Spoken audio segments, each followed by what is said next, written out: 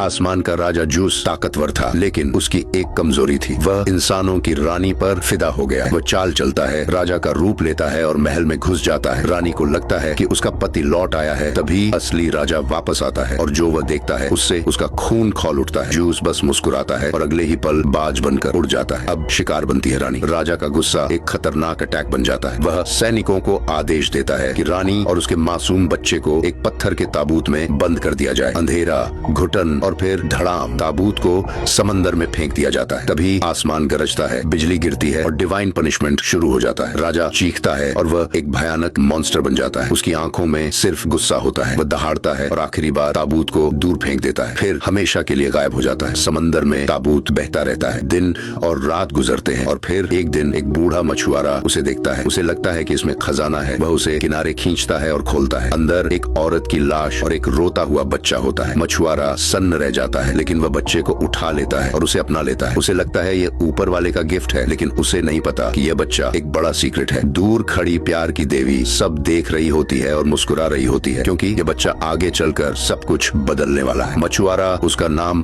Perseus रखता है और अपनी पत्नी के साथ उसे पालता है। साल बीतते हैं और पर्सियस जवान हो जाता है। वह हर दिन अपने पिता के साथ समंदर जाता है, लेकिन अब समंदर बहुत ज्यादा शांत हो चुका है। दिनों से एक भी मछली नहीं मिलती, जैसे कुछ बड़ा होने वाला हो। उसका पिता भगवानों से टूट चुका है, लेकिन परिवार के लिए उसे सरवाइव करना है। वह पर्सियस से कहता है कि जाकर भगवान से प्रार्थना करे और थोड़ा लक मांगे। नाव किनारे पहुंचती है और सैनिकों का झुंड गुस्से में जूस की विशाल मूर्ति को तोड़ रहा होता है। कुल्हाड़ी के वार, धड़ धड़ की आवाज, पत्थर टूटते हैं, लोग चिल्लाते हैं और फिर एक जोरदार वार से मूर्ति के पैर काट दिए जाते हैं। संतुलन बिगड़ता है और पूरी मूर्ति धड़ाम से समंदर में गिर जाती है।